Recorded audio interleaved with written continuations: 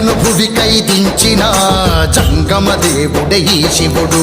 పార్వతే తన ప్రాణమై సగ శరీరమిచ్చెను ఈ శివుడు.